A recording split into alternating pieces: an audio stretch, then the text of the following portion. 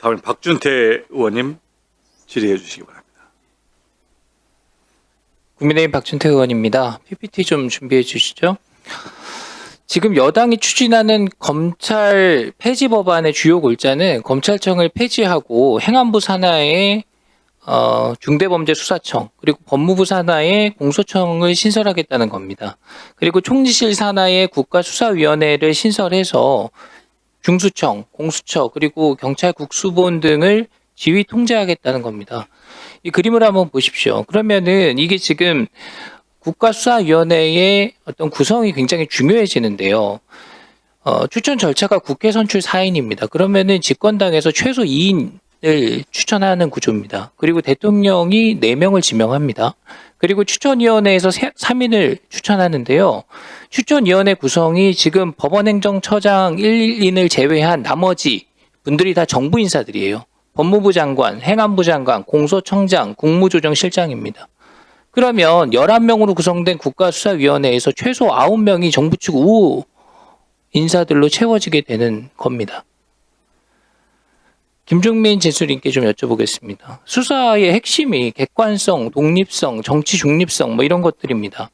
근데 이 구조라면 지금 집권 세력 의지대로 수사가 전개될 가능성이 높다. 이런 우려들이 나오고 있습니다. 그렇다면은 개혁의 취지나 목적에 오히려 역행하는 거 아니냐 이런 지적들이 나옵니다. 진술인 의견은 어떻습니까? 네, 지금 이 구조로 가게 되면은 현재 지금 검찰청법에 의한 경우보다 훨씬 개약되는 결과가 됩니다.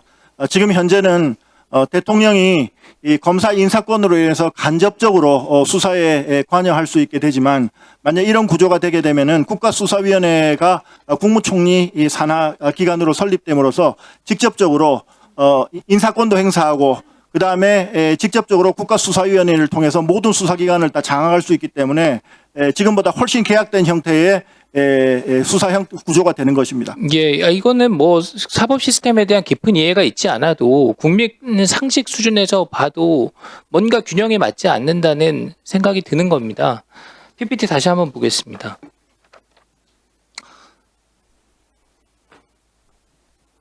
다음 장 한번 보여주시죠.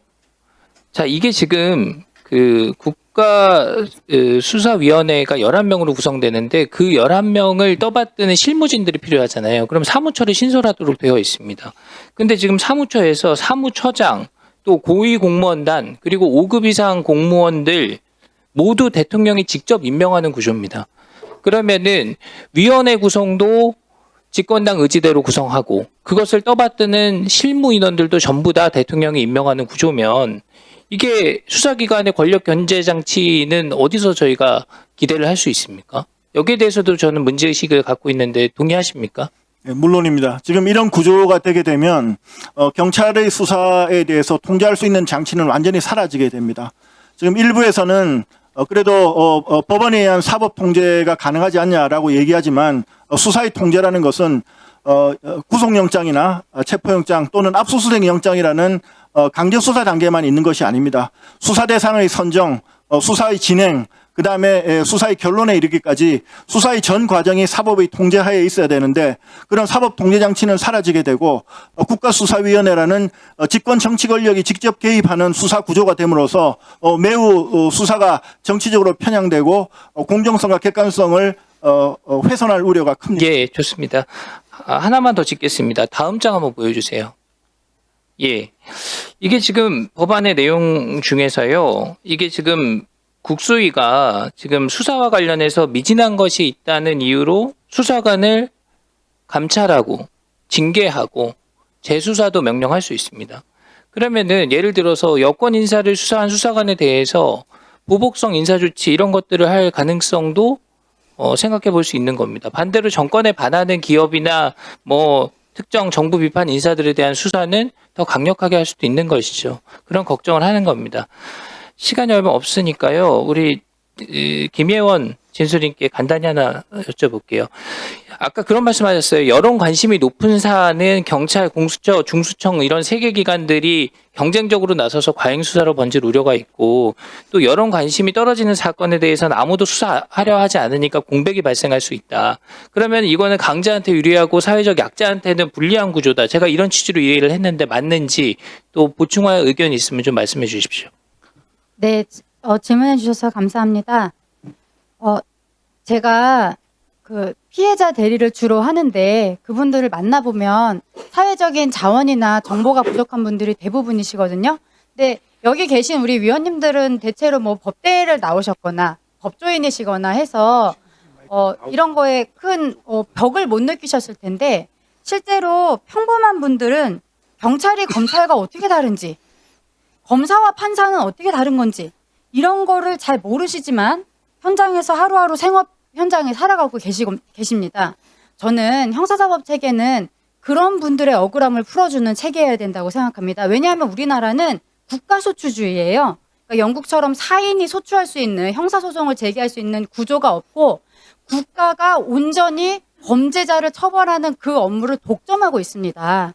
그러면 이게 어떻게 수사권이라는 게 결국 자원 분배의 문제인데 이거를 큰 권력을 탄생시켰다고 해서 저절로 수사 통제가 된다는 생각은 허상입니다.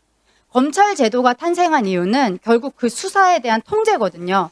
그래서 그 통제를 균질한 수준으로 전국 단위로 어디서 수사가 1차 수사가 진행되었건 간에 제대로 이루어지는 것은 국민의 기본권과 직결된다. 그런 말씀을 드리는 겁니다. 다음 질의하실 의원님 계십니까? 가능하면 여야를 한 번씩 돌아가면서 하겠습니다. 우리 김용민 변호사님 질의해 주십시오. 우리 의원님들이 안 하셔서 제가 먼저 좀 하겠습니다. PPT 준비됐나요? 자, 우리 김필성 변호사님 질의 드려볼게요. 지금 국가수사위원회가 마치 집권하는 뭐 여당이나 정권이 장악을 한다라는 주장들이 나오고 있는 것 같은데요. 자, 지금 현행 검찰 제도가 어떻습니까? 정부가 집권하면 검찰 인사 전부 다 가지고 있고, 그 다음에 심지어 법무부 장관이 수사 지휘권까지 다 가지고 있고, 지휘권과 인사권, 예사권을 다 정부가 다 쥐고 있습니다. 그런데 국가수사위원회가 생기면 최소한 뭐 다 양보하더라도 최소한 국회에서 4명을 선출하기 때문에 위원을 적어도 2명은 야당이 들어가지 않겠습니까? 오히려 장악력이 그런 식으로 따지면 정부의 장악력이 훨씬 약해지는 것처럼 보이는데 어떻습니까? 뭐 이제 지금 말씀하셨던 내용에 대해서만 지금 현재 현행법의 기준을 말씀을 드리면 뭐 잘 알려진 것처럼 예를 들어 헌법재판소 재판관이 9명이잖아요. 근데 헌법상 3명은 대통령이 지명을 하고 3명은 국회가 지명을 합니다. 지금 말씀하시는 대로라면 과반수가 결국은 집권여당이 만약에 여야 일치의 경우에는 집권여당이 하는 건데 이게 헌법이 집권여당의 헌법재판소를 장악하는 구조라고 생각하시는 분 없는 걸로 제가 알고 있거든요. 그런 식의 위원회 구조들은 대부분 그런 식으로 돼 있고요. 많은 경우 디바이디드 가버먼트가 나올 수도 있는 거라서 그것만 가지고 말할 수는 없을 거고 지금 말씀하신 거와 관련해서 하나만 더 말씀을 드리면 다른 게 더 있어서요. 예. 네. 결국에는 검찰의 수사기소 분리가 정권의 기득권을 내려놓는 것이지 기득권을 강화하는 것은 아니라고 보여지긴 합니다. PPT 한번 볼까요? 이게 1900년대부터 검찰개혁의 이제 검찰의 역사에 대해서 우리나라 역사에 대해서 잠깐 보려고 하는데요. 네. 1900년대 보면 일제강점기 때는 검찰 중심으로 권력이 집중되고 있다가 미군정 그다음 보여주시죠. 이게 형사소송법이 1954년에 만들어지는데 이때 이런 얘기가 있습니다. 검찰기관이 범죄 수사의 주도체가 된다면 기소권만 가지고도 강력한 기관이건을 또 수사의 권한까지 플러스하게 되는 것이니 이것이 결국 검찰 파쇼를 가지고 온다. 이거 검사 출신 엄상석 의원이 하는 얘기입니다. 장래에 있어서는 우리나라도 조만간 수사권하고 기소권하고는 분리시키는 이러한 방향으로 나가는 것이 좋겠다. 이런 얘기를 제정 당시부터 얘기했습니다. 다음 페이지 보여주시죠. 또 당시에 검찰총장은 이렇게 얘기합니다. 수사는 경찰에 맡기고 검사는 기소권만 주자는 것은 법리상으로 타당합니다. 지금 우리가 논의하는 것을 이미 70년 전에 형사소송법 제정 당시에 그렇게 다 논의가 있었어요. 다음 보여주시죠. 국민의힘도 여기 앉아 계신 의원님들의 선배 의원님들이실 것 같긴 한데 국민의힘도 검찰개혁 수사기소 분리에 다 동의를 이미 진작했습니다. 먼저 법도 내기도 했어요. 지금 나경원 의원 같은 경우에도 한국당이 검찰개혁에 앞장서겠다. 수사권은 경찰에게, 기소권은 검찰에게, 수사권과 기소권을 원칙적으로 분리하는 검찰개혁에 앞장서겠다 하셨죠. 다음 페이지 보여주시죠. 실제로 곽상도 전 의원 같은 경우 2018년에 그래서 수사청을 별도로 신설하는 법안을 발의하게 됐습니다. 다음 보여주시죠. 그리고 2019년 2월 20일 날 보니까 토론회까지 해서 수많은 의원들이 축사를 했죠. 보여주시죠. 나경원 의원, 윤한홍 의원, 곽상도 의원 다 이렇게 여러 가지 얘기를 하면서 수사기소 분리를 해야 된다. 특히 곽상도 전 의원 같은 경우에는 여러 번 받던 수사를 한 번만 받을 수 있게 돼서 국민의 편의성을 도모한다라고 이렇게 국민 관점에서까지 얘기를 했습니다. 다음 보여주실까요? 됐습니다. 전 페이지로 넘어가죠.